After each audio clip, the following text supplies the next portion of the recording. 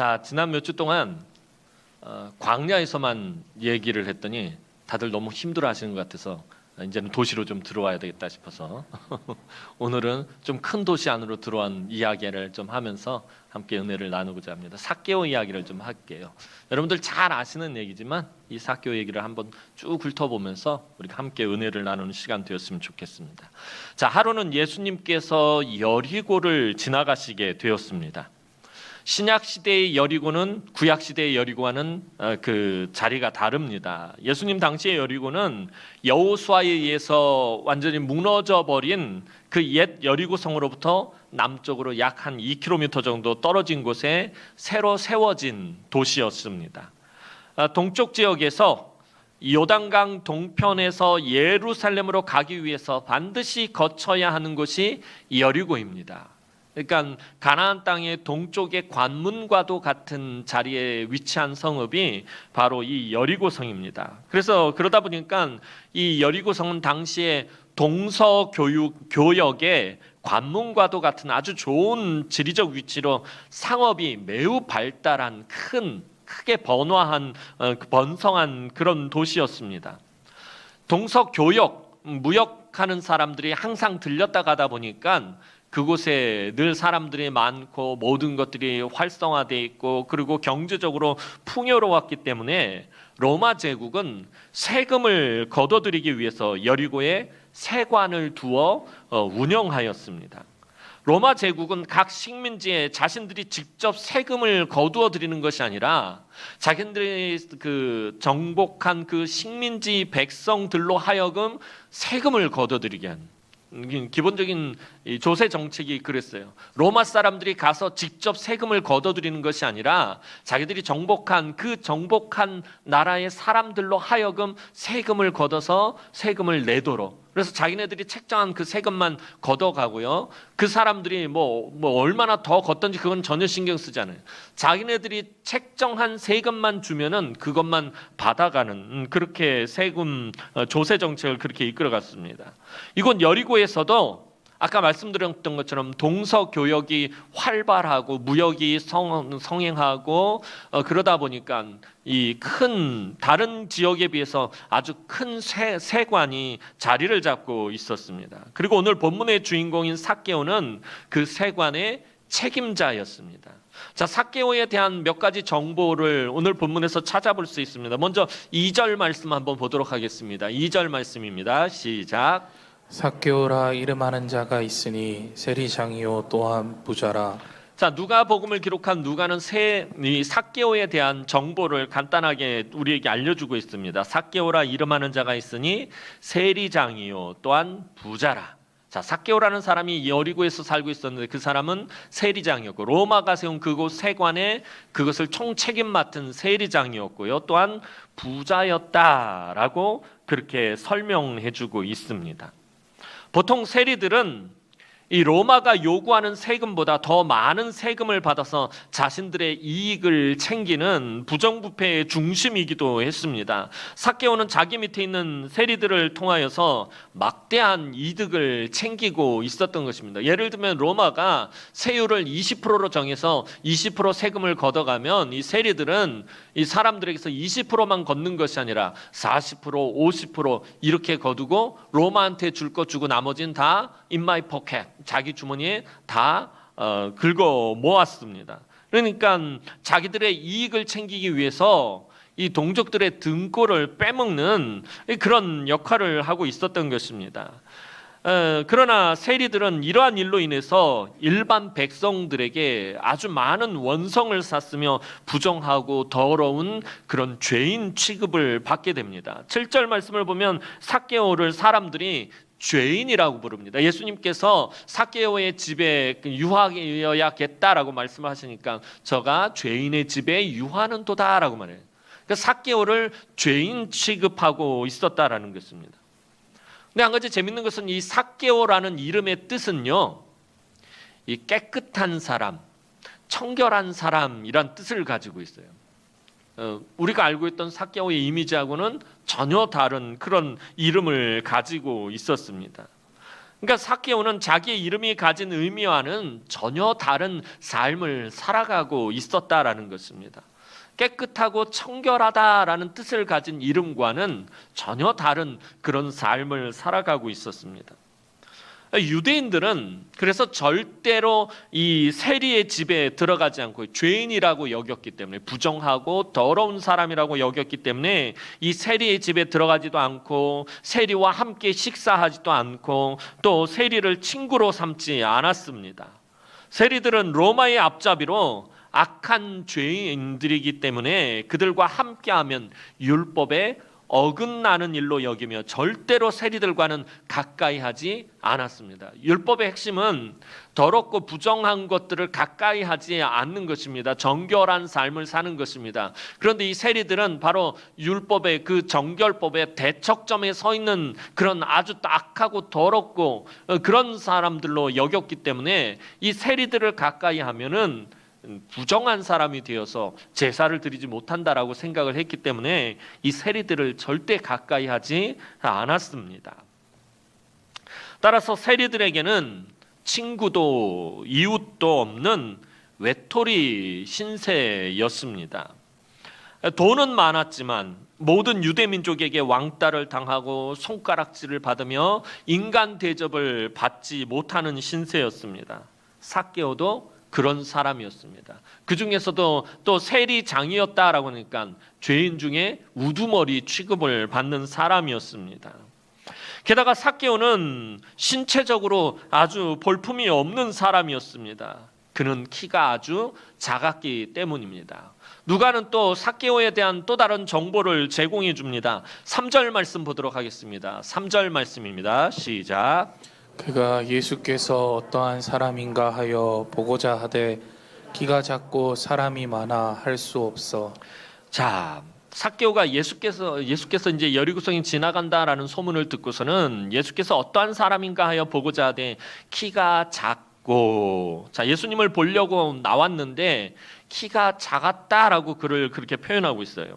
이 본문에서 키가 작다라고 기록되어 있는 것은 그 사람의 가장 큰 특징을 기록해 놓은 것입니다. 삭개오에 대한 특징 세 가지를 말하고 있었죠. 세리장이었고 부자였고 키가 작았다라고 누가는 이 삭개오에 대한 정보를 그렇게 알려주고 있습니다. 그런데 고대 문헌에 따르면 당시 팔레스타인 지역에서 키가 작다라고 하면은 약 150cm도 안 되는 사람들을 말할 때 쓰는 그런 표현이라고 성경학자들은 말합니다. 그러니까 키가 150cm도 안 되었다라는 것이에요. 삭개오는 세리장이었고 큰 부자였고 키가 150cm가 안 되는, 키가 매우 작은 사람이었다라는 것입니다. 그러니까 키가 작다라는 표현은 삭개오에게 있어서는 엄청난 약점 중에 하나였으며, 이 말은 삭개오가 키가 작다는 것으로 주변 많은 사람들에게 무시를 당했다라는 것을 의미하는 것입니다. 어젯밤에 이 말씀을 준비하면서 제가 회개를 많이 했잖아요. 제가 맨날 우리 집사람을 삭개오라고 놀리고 맨날 흉보고 키가 작다고 막 그러는데, 말씀을 준비하면서 제가 얼마나 회개했는지 몰라요. 야, 이게 엄청나게 사람을 무시하고 또 사람에게 수치를 주는 그런 것이 될 수 있겠구나, 그렇게 생각을 했어요. 자, 그만큼 이 삭개오에게 키가 작다라는 것은 신체적인 굉장한 핸디캡이었다라는 것입니다. 자, 누군가가 신체적으로 어떤 콤플렉스가 있을 때, 여러분들도 다 신체에 대한 어떤 컴플렉스를 가지고 있잖아요.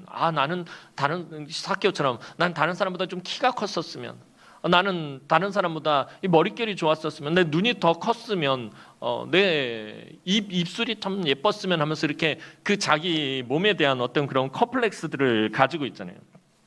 그런데 이 신체적으로 어떤 컴플렉스가 있을 때 사람들이 큰 고민에 빠지게 됩니다.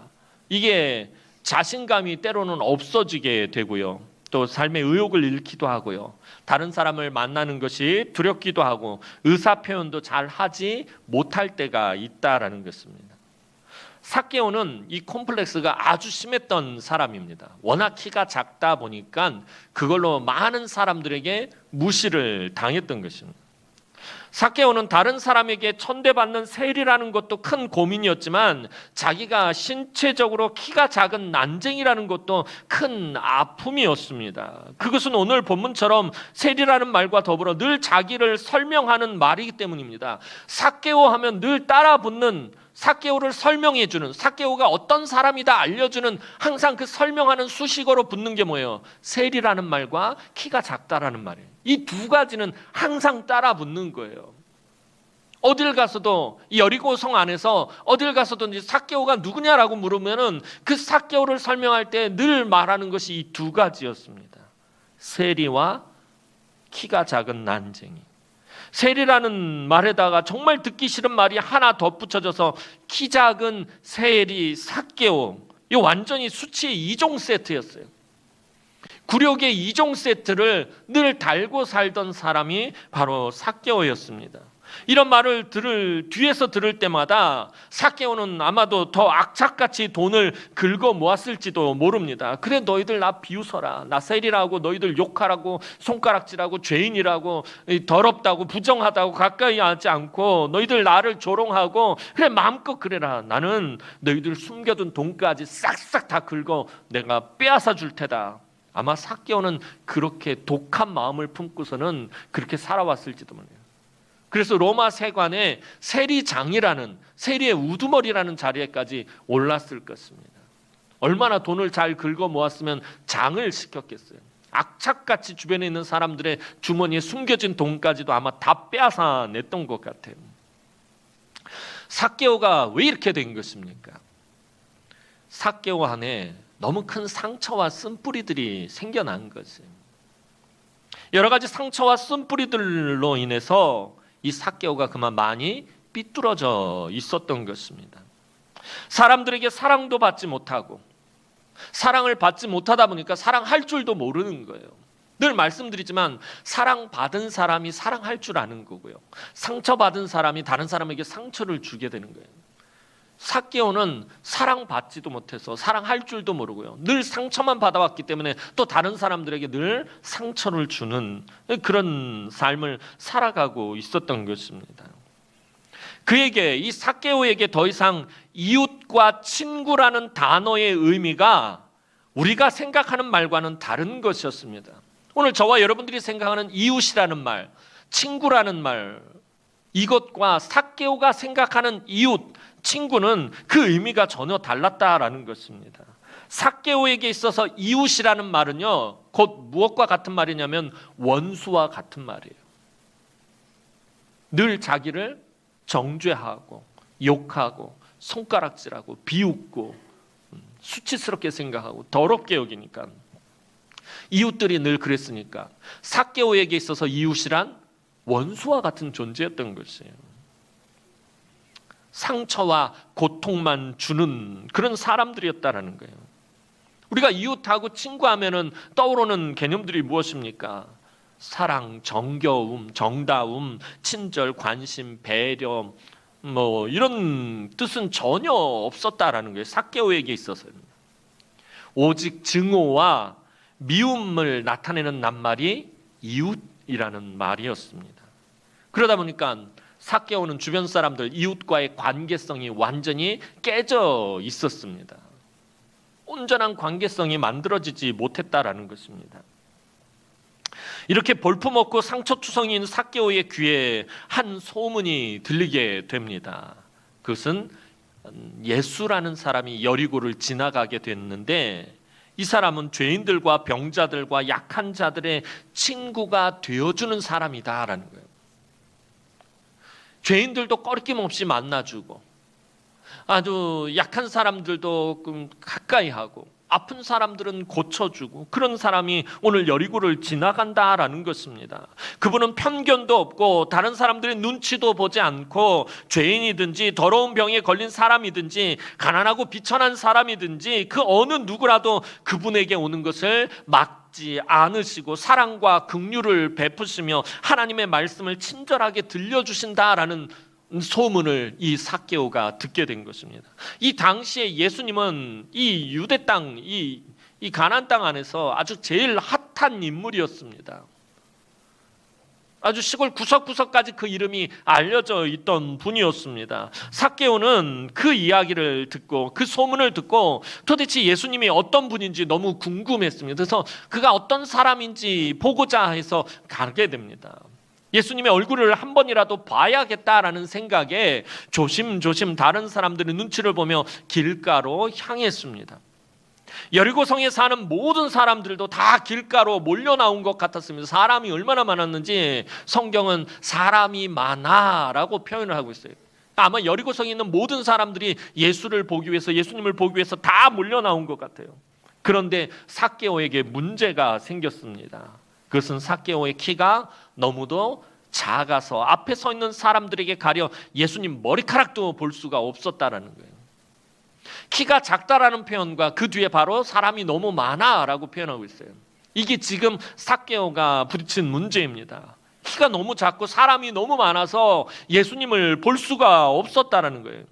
예수님을 가서 만나는 거는 둘째치고 볼 수조차도 없게 되었다라는 것입니다. 정말 큰 용기를 내서 사람들이 몰려있는 그곳으로 달려온 삭개오는 다른 사람들의 키에 가려서 예수님을 도무지 볼 수 없게 되었습니다. 그러자 그는 또 한 번 아마 자신의 외모에 대해서 화가 났을지도 모릅니다. 그래서 정말 큰 용기를 내서 예수님이 어떤 분인지 한번 볼까? 그러고서는 용기를 내서 달려왔는데 사람이 너무 많아서 앞에 가려가지고서는 예수님을 볼 수가 없는 거예요. 자기의 외모에 대해서 얼마나 화가 났겠습니까? 정말 저주받은 육체는 이 저주받은 육체 그러면서 아마 그렇게 생각했을지도 모릅니다. 어쩌면 삭개오도 관심의 대상, 사랑받을 수 있는 대상, 친구가 될 수 있다라는 기대감에 이 예수님 앞으로 달려왔지만 그분의 근처에도 갈 수가 없었습니다. 그분에 대한 소문은 자기 같은 사람들이 다 죄인으로 여기는, 더럽고 부정한 사람으로 여기는 나 같은 사람도 거리낌 없이 만나줄 수 있는 그런 사람이라고 이 이야기를 들어서 그 기대감을 가지고 달려왔지만 그분의 근처에도 갈 수가 없었습니다. 삭개오는 단 한마디라도 따뜻한 위로의 말을 듣고 싶었습니다. 소외당하거나 외톨이가 되어보지 못한 사람은 아무도 삭개오의 마음을 알 수 없을 것입니다. 사람들에게 늘 손가락질 받고 욕을 먹고 미움을 받고 따돌림을 당해보지 않은 사람이라면 이 삭개오의 마음을 전혀 알 수 없을 것입니다. 그러나 평상시에 삭개오 같으면 그만 거기서 포기하고 되돌아갔겠지만 오늘 삭개오는 다른 때와는 좀 달랐습니다. 그는 친구와 이웃이 사실 너무나 절실했어요. 너무 외로웠단 말이에요. 그에게 있어서 이웃이란 개념은 그냥 고통을 주고 상처만 주는 그런 원수와 같았어. 그래서 늘 이웃들을 멀리하고 있었어요. 스스로도 멀리하고 있었단 말이에요. 그런데 사실 그 안에는 외로움이 자리 잡고 있었단 말이에요. 나에게도 이웃이 있었으면 좋겠다. 나에게도 친구가 있었으면 좋겠다라는 아마 그러한 마음이 절실했을 것이에요. 사랑도 받고 싶고 이 저주받은 육체, 이 더러운 직업, 그래서 사람들에게 멸시를 당하고 수치를 당하고 나도 사랑받는 존재가 되고 싶다라는 아마 그런 갈망도 있었을 거예요. 관심을 받고 싶었습니다. 이웃을 만나고 싶었습니다. 제대로 된 관계성을 한번 만들어 보고 싶었을 것입니다. 나에게도 이웃이 있다면, 나에게도 친구가 있다면, 나에게도 나를 친절하게 대해주는 사람들이 있다면 아마 그런 간절함과 갈급함이 이 삭개오 안에 있었던 것 같아요. 그래서 그는 되돌아갈 수 없었습니다. 여기서 소문으로 듣던 예수님을 만나지 못하면 평생 후회 속에서 이젠 완전히 마음을 닫고 살아야 할 것 같았습니다. 이때 삭개오의 눈에 나무 한 그루가 들어왔습니다. 그것은 근처에 있던 돌 무화과 나무였습니다. 4절 말씀 보도록 하겠습니다. 4절 말씀입니다. 시작. 앞으로 달려가서 보기 위하여 돌 무화과 나무에 올라가니 이는 예수께서 그리로 지나가시게 되미로라. 자, 거기에 돌 무화과 나무라는 그 한 그루의 나무가 있었습니다. 지금도 성지순례를 가면 여리고에 가면은 이 큰 무화과 나무가 있는데 이게 삭개오의 돌 무화과 나무라고 그렇게 표현하고 있어요. 이게 그 당시 진짜 있었던 나무인지는 모르겠지만 하여튼 거기 있는 보면 나무가 굉장히 큰 나무가 하나가 있어요. 키가 작은 삭개오가 올라가기가 제가 봤을 땐 쉽지 않았을 것 같아요. 나무를 잘 타는 사람도 올라가기가 쉽지 않을 그런 나무입니다. 그러니까 삭개오가 나무를 능숙하게 탈 줄 아는 사람은 아니었을 거예요. 아마 미끄러지고 또 미끄러지고 떨어지고 또 떨어져도 이를 악물고 길을 쓰고 올라갔습니다. 드디어 예수님이 나타나서 그 길을 따라 지나가시게 되었어요. 많은 사람들이 환호하고 예수님을 맞이했고 그분의 뒤에도 수많은 무리들이 줄을 지어 따라오고 있었습니다.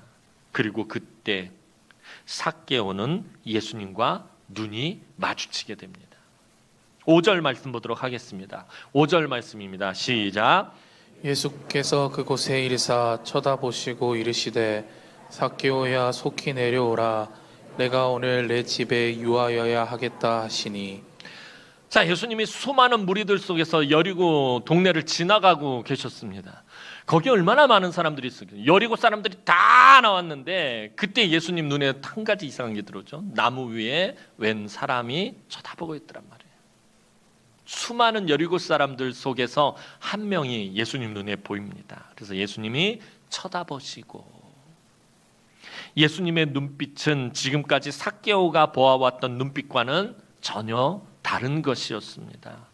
멸시의 눈빛도 아니었고 죄인을 바라보는 눈빛도 아니었고 자기의 외모를 무시하는 눈빛도 아니었습니다. 지금껏 느낄 수 없었던 따뜻함과 부드러움의 눈빛이었습니다. 그 정말 친한 친구가 사랑스러운 눈으로, 애정 어린 눈으로 바라보는 눈빛이었습니다. 정말 무슨 말로도 표현할 수 없는 것이었습니다. 삭개오에게 있어서는 자기를 쳐다봐 주시는 예수님의 그 눈빛, 뭘로도 표현할 수가 없는 것이었습니다. 이때 예수님께서 가는 걸음을 멈추시고 삭개오와 눈이 딱 마주치시자마자 삭개오에게 예수님 아주 급하게 말씀을 하십니다. 삭개오야, 속히 내려와라. 내가 오늘 너의 집에서 유하여야겠다. 삭개오야, 빨리 나무에서 내려와. 내가 오늘 니네 집에서 하루 머물겠다. 아무도 자기에게 친절하게 말 한마디 건네본 적이 없어요. 삭개오의 집에 가겠다고 말한 사람은 없어요. 누군가 삭개오에게 말을 걸었다면 그건 뭐 때문에 말을 걸었을까요? 세금에 관련된 일 때문에 말을 걸었을 거예요. 세금과 관계된 일 말고는 삭개오에게 말을 붙이거나 가까이 한 사람이 한 사람도 없었습니다. 삭개오가 먼저 말을 걸어도 모두 피하거나 차갑게 대하기 일쑤였습니다. 그런데 지금 모든 사람들의 환대와 환호 속에서 지나가시던 예수님께서 다른 수많은 여리고 사람들을 제쳐두고 삭개오에게 말씀하시는 것입니다. 그것도 삭개오의 집에 머무르시겠다라는 것입니다. 아마 삭개오가 정신이 하나도 없었을 것입니다. 이런 예수님의 말씀에 삭개오는 즉각적으로 반응합니다. 6절 말씀 보겠습니다. 6절 말씀입니다. 시작. 급히 내려와 즐거워하며 영접하거늘. 자, 삭개오의 지금 마음, 그의 모습 한마디로 표현한 단어가 있죠. 뭐죠? 급히. 속히 내려오너라 라고 예수님 말씀하시니까 그 속히 내려오라는 말에 지금 삭개오가 어떻게 반응합니까? 급히 내려오는. 너무 급했어 지금. 왜요? 너무 좋으니까. 생전 느껴보지 못한 이 기분 뭐지? 이 감정은 뭐지? 도대체 이건 뭘까? 막 급히 내려옵니다. 머뭇거릴 틈도 없이 불이나게 뛰어내려와서 크게 즐거워하며 예수님을 영접합니다. 이제 예수님은 오랜 친구처럼 삭개오의 이름을 부르시며 다가셨습니다. 삭개오야 라고. 삭개오 입장에서는 자기의 이름을 순수하게 그 이름만 불러준 사람 예수님 처음이었어요. 아까 말씀드렸죠. 삭개오를 말할 때는 항상 붙는 수식어가 있었다고 그랬죠. 두 가지가 있다. 뭐라고 그랬어요? 세리, 그리고 키가 작다. 삭개오를 그냥 그 이름 그대로 청결하다, 깨끗한 사람이다라는 뜻을 가진 그 이름 그대로 불러준 사람이 한 사람도 없었어요. 그런데 예수님은 삭개오야라고 그 이름 그대로 부르셨다라는 거예요. 다른 수식어가 붙지 않았어요. 이 삭개오를 설명해주는 인간적인 어떤 편견과 그런 것들이 전혀 없었다라는 거예요. 지금까지 삭개오를 설명해줬던 난쟁이, 돈벌레, 로마의 앞제비, 죄인, 지금까지 삭개오를 설명하던 이런 수식어가 예수님 입에는 붙지 않았다라는 것입니다. 예수님은 삭개오를 그저 있는 그대로의 삭개오, 세상적인 편견이나 기준 없이 그대로의 삭개오, 있는 모습 그대로 예수님은 부르셨다라는 거예요. 주님은 사람의 외모와 외적 조건만으로 판단하지 않으시는 분이시기 때문입니다. 사람들은 외모를 보거니와 나 여호와는 사람의 중심을 보느니라. 하나님은 우리의 외모를 보지 않으셔요. 여러분, 그래서 여러분들 와꾸가 좀 좋지 않다고 해서 그것 때문에 여러분들 막 실망할 필요 없어요. 이 신체적으로 컴플렉스 가질 필요가 없어요. 왜냐하면 예수님은 그걸 보지 않으시니까. 아마 여러분들도 삭개오처럼 여러분들을 설명해 주는 그런 여러 가지 말들이 있을 거예요. 긍정적인 것도 있겠지만 부정적인 것도 있을 거예요. 근데 예수님은 우리를 볼 때 우리를 설명해 주는 그런 부정적인 단어들을 보지 않으신다라는 거예요. 우리를 부르실 때 그렇게 부르지 않으신다라는 거예요. 제가 성깔이 좀 그렇잖아요. 그러니까 예수님이 저를 부를 때 성깔 더러운 성목사 이렇게 부르지 않으신다라니까요. 성목사야 하고 우리 주님은 그렇게 부르신다는 거예요. 저의 외모, 외적인 조건들, 기질 이런 것들을 가지고 주님은 나를 판단하지 않으신다는 거예요. 있는 모습 그대로.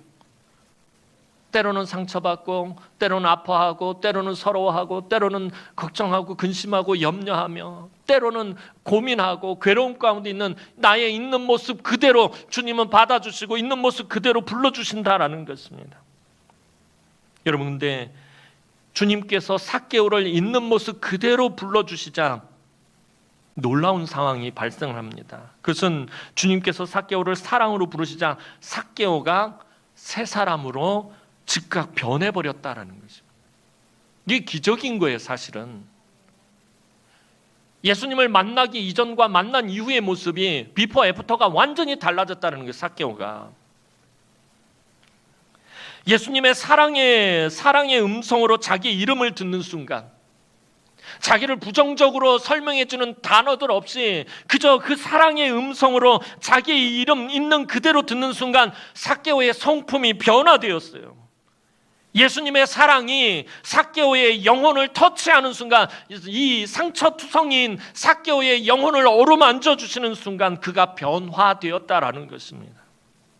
수많은 사람들에게 원성을 사고 미움을 받고 세리일로 많은 돈을 착취해서 엄청난 부자가 되었던 삭개오, 그래서 왕따 당하고 친구도 없이 죄인이라고 손가락질 받았던 그가 이제 주님을 영접하고 그분 앞에서 그리고 사람들 앞에서 엎드리거나 무릎을 꿇고 말하는 것이 아니라 당당하게 서서 말합니다. 전에는 사람들의 눈치를 보고 손가락질을 당하는 것이 싫어서 죄인이라고 불리는 것이 싫어서 피해 다니던 그가 이제 주님 앞에 당당히 서서 말합니다. 8절 말씀 보겠습니다. 오늘 본문 8절 말씀입니다. 시작. 삭개오가 서서 주께 여짜오되 주여 보시옵소서, 내 소유의 절반을 가난한 자들에게 주겠사오며 만일 누구의 것을 속여 빼앗은 일이 있으면 내 갑절이나 갚겠나이다. 삭개오가 엄청난 고백을 지금 하고 있습니다. 이런 삭개오의 말은요, 사실은 자신이 죄인임을 스스로 고백하는 말입니다. 내가 가난한 자들의 돈을 갈취했고 다른 사람의 돈을 부당하고 부정한 방법으로 빼앗았음을 사실 인정하는 말이에요. 내가 누구의 것을 속여 빼앗은 일이 있다면 이란 말은, 주님, 내가 지금까지 누구의 것을 굉장히 속여서 많이 빼앗았습니다라고 말을 돌려서 이야기하는 거예요. 내가 죄인입니다. 내가 이렇게 나쁜 짓을 했습니다라고 그것을 인정하는 것이에요. 다른 사람의 돈을 갈취했고 다른 사람의 돈을 부정한 방법으로 빼앗았음을 인정하는 거예요. 그리고 죄인인 자기를 찾아주고 불러주신 예수님의 그 사랑에 감사하여 모든 것을 바로 잡겠다라고 고백하는 것입니다. 여러분, 8절에서 중요한 단어가 있는데요, 성경에서 나오는 이 동사들을 사실 잘 살펴봐야 된다고 예전에 말씀을 드렸어요. 자, 8절 말씀 보면 삭개오가 서서 주께 여짜오되 보여 주여 보시옵소서, 내 소의 절반을 가난한 자들에게 주겠사오며, 준다라는 동사와요, 만일 누구의 것을 속여서 빼앗은 일이 있으면 내 갑절이나 갚겠나이다, 갚겠다라는 이 동사, 주겠사오며 갚겠나이다라는 말에 이 헬라어 성경 원전의 시제를 보면요, 현재형으로 되어 있어요. 이게 되게 중요한 부분인 거예요. 이게 무슨 말이냐면 지금 삭개오가 말하는 게 앞으로 내가 이렇게 하겠다는 우리나라 말로는 지금 그렇게 번역이 되어 있는데 할 예정이라는 의미가 아닙니다. 현재형으로 표현하고 있다는 말은 지금 내가 그렇게 하고 있다라는 말입니다. 그러니까 삭개오는 주님을 자기의 집으로 모시면서 이미 자기 사람들을 통해서 이 일을 어떻게 했다는 거예요? 시작했다라는 거예요. 지금. 삭개오야 속히 내려오너라. 내가 오늘 너희 집에 유하여야겠다. 급히 내려오면서 크게 즐거워하며 예수님을 영접할 때 이미 사람들을 시켜서 그 일을 시작했다는, 그래서 동사를 원전 성경은 현재형을 쓰고 있는 거예요. 내가 지금 이렇게 막 시작했다라는 것입니다. 예수님을 만나자마자 그의 행동이 바뀌고 그의 삶이 바뀌었다라는 것을 의미해 주는 것입니다.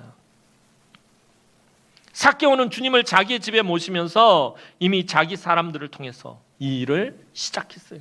다시 말하면 지금 이 삭개오가 하는 말을 지금 다 원전의 의미, 원전의 뉘앙스를 가지고 다시 풀어보면 이런 거예요. 주님, 보세요. 내가 지금 가난한 사람들에게 재산의 절반을 나눠주고 갈취한 것에 4배를 갚고 있습니다. 내가 갚기 시작했습니다. 라고 지금 주님에게 그렇게 말하고 있는 것입니다. 예수님을 만나고 삭개오는 분명하고도 확실하게 달라졌어요.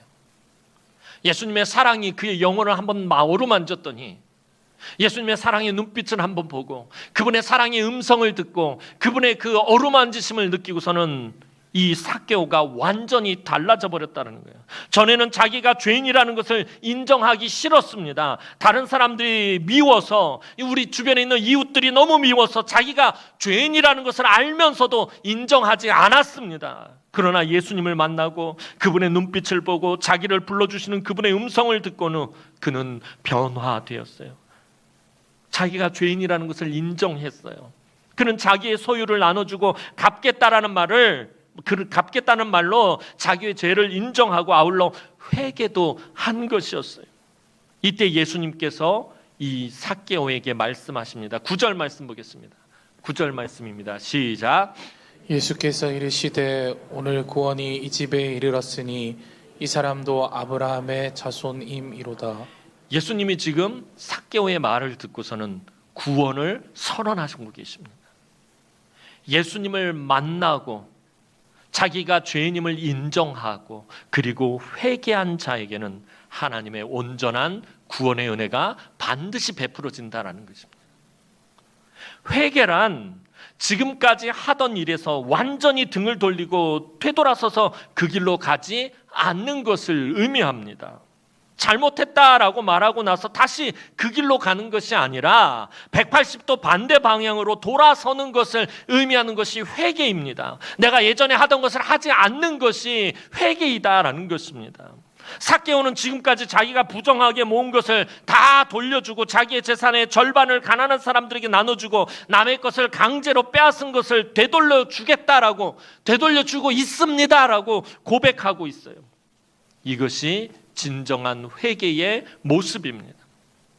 회개에는 반드시 변화된 행동이 뒤따라야 합니다. 삭개오가 예수님을 만나고 회개한 뒤에 이런 고백이 없고 이런 행동이 없다면 그는 진정으로 회개한 것이 아닙니다. 다시 예전에 살던 방식으로 사는 것은 회개가 아닙니다. 오늘 본문에서 여기서 예수님께서 구원을 선포하시면서 이 말씀을 하신 이유가 있습니다. 그것은 바로 앞에 장인 누가복음 18장에 있었던 한 사건 때문입니다. 오늘 본문을 제대로 이해하려면 사실은 누가복음 18장도 먼저 읽어야 돼요. 그러니까 여러분들 오늘 집에 가셔서 누가복음 18장을 읽고 다시 오늘 본문을 읽으시기 바랍니다. 이 누가복음 18장에 있었던 한 사건, 그 본문을 보면 한 부자 관원이었던 청년이 예수님을 찾아옵니다. 그는 율법도 잘 지키는 사람이었고요. 율법대로 살려고 무척 나름대로 애를 쓰던 사람이었습니다. 그가 예수님을 찾아와서 한 가지 질문을 합니다. 예수님, 영생을 얻으려면 어떻게 해야 합니까? 다시 말하면 예수님, 구원을 얻으려면 어떻게 해야 구원을 얻을 수 있습니까? 라고 예수님에게 묻는 것이었습니다. 예수님은 뭐라고 대답하셨냐면 계명을 지키라라고 말씀하십니다. 그러자 청년은 자신은 어려서부터 철저하게 계명을 지켰다라고 그렇게 대답을 합니다. 이에 주님은 부자 청년에게 말씀하십니다. 누가복음 18장 22절 말씀 한번 보도록 하겠습니다. 누가복음 18장 22절 말씀입니다. 시작. 내게 아직도 한 가지 부족한 것이 있으니 내게 있는 것을 다 팔아 가난한 자들에게 나눠주라. 그리고 예수님께서 나를 따르라 라고 말씀하십니다. 네가 가진 것을 팔아서 다른 사람들에게 가난한 사람들에게 나눠주고 그리고 나를 따르라 라고 말합니다. 그런데 이 부자 관원이었던 청년이 근심하며 돌아갔다라고 성경은 말하고 있어요. 왜냐하면 그는 아주 큰 부자였기 때문이다라고 성경은 그 사람을 그렇게 평가합니다. 그런데 여리고에서는 이와 정반대의 사건이 발생합니다. 삭개오는요, 누구나 다 인정하는 죄인이었습니다. 율법도 지키지 않았습니다. 다른 사람의 것을 빼앗는 사람이었습니다. 그리고 삭개오도 아주 엄청나게 큰 부자였습니다. 그런데 그는 예수님을 만나고 자기의 잘못을 뉘우치고 재산의 반을 가난한 사람들에게 나눠주고 잘못한 것을 4배나 갚겠다, 그렇게 말만 한 것이 아니라 이미 행동으로 옮기고 있었습니다. 이 두 사람은 모두 예수님을 만났지만 그 결과는 너무나도 달랐습니다. 한 사람은 예수님을 만난 뒤에 당당하게 그 앞에 섰고 한 사람은 근심하며 돌아갔습니다. 그것은 자신의 삶에서 지금까지 가장 중요하게 생각했던 것을 포기하느냐 포기하지 못하느냐의 차이였습니다. 사랑하는 성도 여러분, 어떤 사람이 진정한 하나님의 자녀입니까? 그것은 예수님을 만나고 분명히 변화된 삶을 사는 사람이 진정한 하나님의 자녀입니다. 인격과 성품과 가치관과 믿음과 모든 것이 새롭게 변화된 사람이 하나님의 자녀입니다. 예수님을 만났다면 새로운 사람으로 변화되어야 합니다. 말씀에 귀를 기울이고 그 말씀에 순종하며 이전에 잘못된 자신의 모습과 습관과 성격과 언어와 생각과 생활 모든 것이 다 새롭게 변화되어야 합니다. 오늘 삭개오는 그렇게 했기 때문에 예수님으로부터 구원의 선언을 들을 수 있었던 것입니다. 그런데 사실 이게 쉬운 게 아니에요. 그렇죠? 저와 여러분들 예수 믿는 사람들, 예수를 구주로 다 영접했어요. 그런데 우리의 삶이 사실 새롭게 변화되는 게 쉬운 일, 말처럼 그렇게 쉬운 일이 아닙니다. 그래서 꼭 필요한 과정이 있어요. 오늘 삭개오의 모습을 잘 살펴보셔야 돼요. 이것은 예수님의 사랑을 체험할 때만이, 내가 정말 우리 주님께 크게 사랑받는 존재구나. 예수님의 내가 사랑을 받는다라는 그 체험, 그 확신이 나에게 있어야 돼요. 또 예수님과의 관계성 안으로 들어올 때만이 새롭게 변화되어질 수 있다라는 거예요. 예수님이 사랑으로 삭개오를 매만져 주셨기 때문에 삭개오가 예수님과의 관계성 안으로 들어오게 되었고 그가 새롭게 변화된 것이에요. 그래서 저와 여러분들이 사실 늘 힘들고 어려울 때마다 우리가 하나님 앞에 간구해야 될 게 뭐냐면 나의 심령을 어루만져 달라고. 주님, 그 사랑으로 나의 심령을 좀 어루만져 주시고 내 몸과 마음과 영혼을 어루만져 주시고 내가 주님을 처음 만났을 때의 그때 느꼈던 그 뜨거웠던 그 사랑들이 회복되어지게 해달라고. 여러분, 사실 이게 굉장히 중요한 기도 제목인 거예요. 그러지 않으면 우리가 새롭게 변화되어지지가 않기 때문이에요. 예수님의 사랑의 터치를 우리가 경험해야 해요. 늘 매일매일의 삶 가운데서 우리 주님이 나를 어루만져 주시고 계시는구나. 우리 주님이 내 자녀를 어루만져 주고 계시는구나. 이게 매일의 삶 가운데서 우리가 체험해야 된다는 거예요. 성령님이 우리의 마음을 만져주셔야 합니다. 온전히 주님과의 그 관계성 안으로 들어가야 합니다. 여러분들이 잘 아는 탕자의 비유 있죠. 탕자의 비유에서 나오는 탕자가 왜 탕자인 것입니까? 이 둘째 아들, 아버지 속을 빡빡 썩이고 떠나갔던 이 둘째 아들이 왜 탕자가 된 것입니까? 아버지의 재산을 다 탕진했기 때문에 탕자입니까? 우리는 그 비유를 볼 때 큰아들과 똑같은 생각을 하면서 이 비유를 보고 있어요. 큰아들이 자기 동생 둘째 아들에게 그가 탕자인 것을 무엇으로 이야기합니까? 그가 아버지의 재산을 허랑방탕하게 다 써버렸기 때문에 탕자라고 그렇게 규정을 해버립니다. 그런데 저와 여러분들도 이 비유를 보면서, 탕자의 비유를 보면서 이 둘째 아들이 탕자인 거예요. 아버지의 재산을 가가지고 허랑방탕하게 다 써버렸기 때문에 탕자라고 생각한다는 거예요. 그 큰아들과 똑같은 생각을 하고서 이 비유를 봐요. 누가복음 15장 30절 말씀 보겠습니다. 누가복음 15장 30절 말씀입니다. 시작. 아버지의 살림을 장녀들과 함께 삼켜버린 이 아들이 돌아오매 이를 위하여 살찐 송아지를 잡으셨나이다. 아버지 집에서 열심히 일하던 큰아들이 둘째 아들, 동생이 돌아온 것을 보고서는요, 분노해서 말해요. 아버지의 살림을 장녀들과 함께 삼켜버린 이 아들이 돌아온다. 아버지의 재산을 탕진했기 때문에, 아버지의 재산을 낭비했기 때문에 저놈은 탕자라고 큰아들이 이야기하고 있어요. 근데 우리는 둘째 아들이 아버지의 재산을 탕진했기 때문에 그를 탕자라고 하는 첫째 아들과 똑같은 생각을 하고서 이 탕자의 비유를 보고 있다는 거예요. 여러분, 근데 아버지의 생각은 달랐다라는 거예요. 아버지의 생각은 큰아들의 생각과는 전혀 달랐어요. 누가복음 15장 20절 말씀 보겠습니다. 누가복음 15장 20절 말씀입니다. 시작. 이에 일어나서 아버지께로 돌아가니라. 아직도 거리가 먼데 아버지가 그를 보고 측은히 여겨 달려가 목을 안고 입을 맞추니. 이에 일어나서 아버지께로 돌아가니라. 이 돌아가다란 말이 이 키포인트예요. 이 둘째 아들이 아버지께로 돌아갔다는 거예요. 다시 말하면 아버지로부터 멀리 떠나 있었다라는 거예요. 둘째 아들이 탕자가 된 것은 그가 아버지와의 관계성에서 멀어져 버렸기 때문이라는 거예요. 아버지의 재산을 탕진한 것과 아무 상관없어요. 아버지는 왜? 아버지는 엄청난 부자이기 때문에. 둘째 아들이 가서 탕진한 그 재산, 그 아무것도 아닌 거예요. 아버지에게는. 그거는 아버지가 가지고 있는 재산의 눈꼽만큼도 안 되는 거예요. 그러니까 아들이 재산을 탕진한 게 문제가 아니라 이 둘째 아들이 아버지와의 관계성에서 멀리 떨어져 버렸다라는 거예요. 아버지와의 친밀한 관계를 스스로 끊어버렸기 때문에 이 둘째 아들이 탕자인 것입니다. 둘째 아들이요, 재산을 잃지 않고 오히려 더 큰 부자가 되었어도 그는 여전히 탕자예요.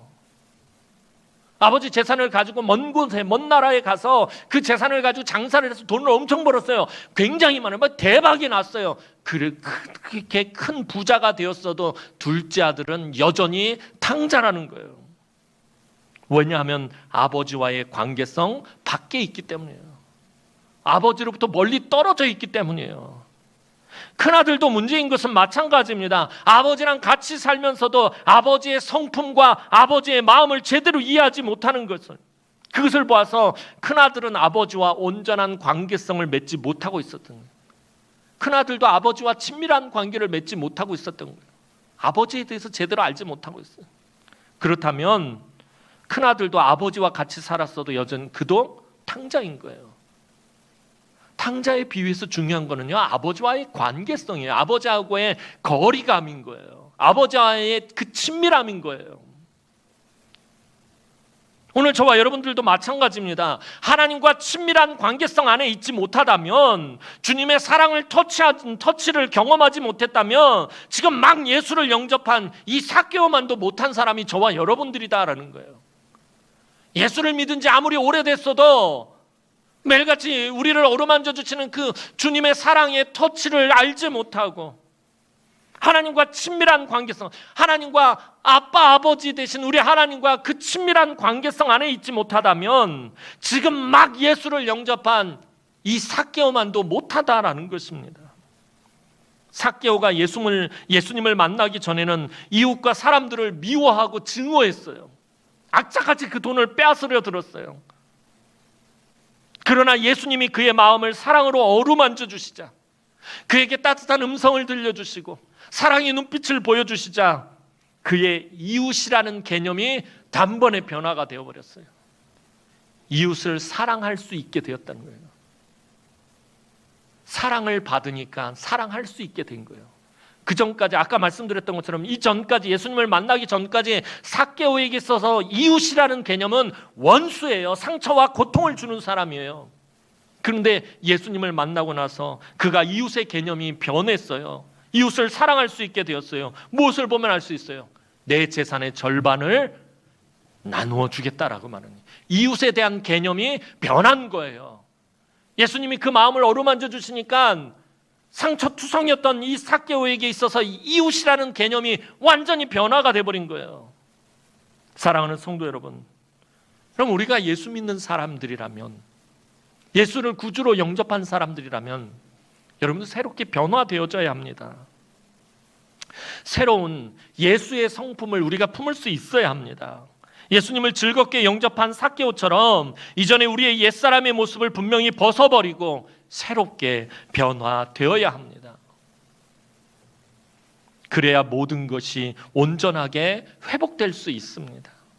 예수님께서 우리의 마음을 그 사랑으로 어루만져 주셔야 해요. 주님의 사랑을 간절히 구해야 합니다.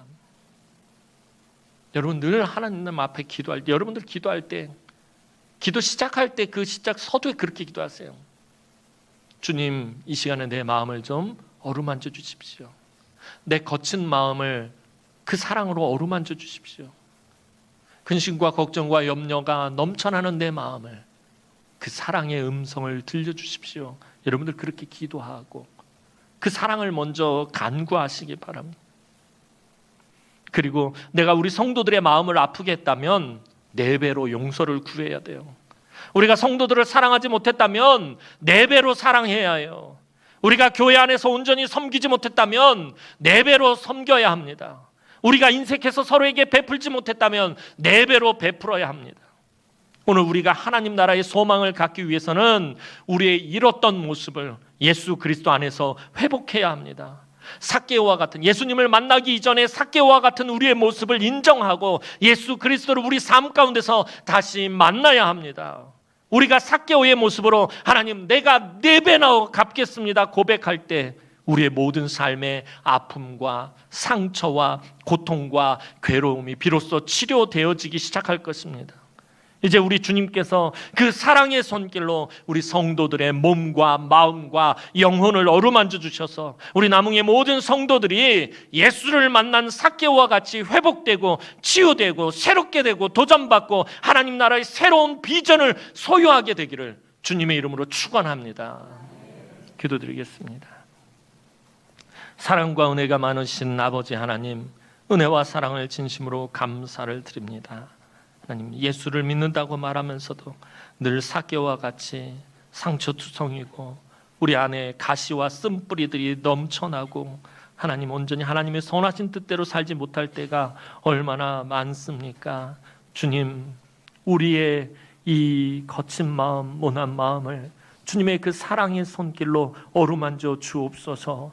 우리의 몸과 마음과 영혼을 주님의 그 사랑의 손으로 어루만져 주시고 주님의 그 사랑의 음성을 들려주시고 주님의 그 사랑의 눈빛을 우리에게 비춰주시어서 하나님 우리의 모든 것들이 새롭게 변화되어질 수 있도록 은혜를 베풀어 주옵소서. 예수의 성품을 닮아가게 하여 주옵소서. 예수님의 그 길을 따라가게 하여 주옵소서. 그래서 아버지 하나님, 우리 안에 있는 모든 것들이 회복되어지고 치유되어지고 하나님 새로운 하나님 나라의 비전을 품을 수 있도록 은총을 베풀어 주옵소서. 감사를 드렸고 예수님의 이름으로 기도하옵나이다. 아멘.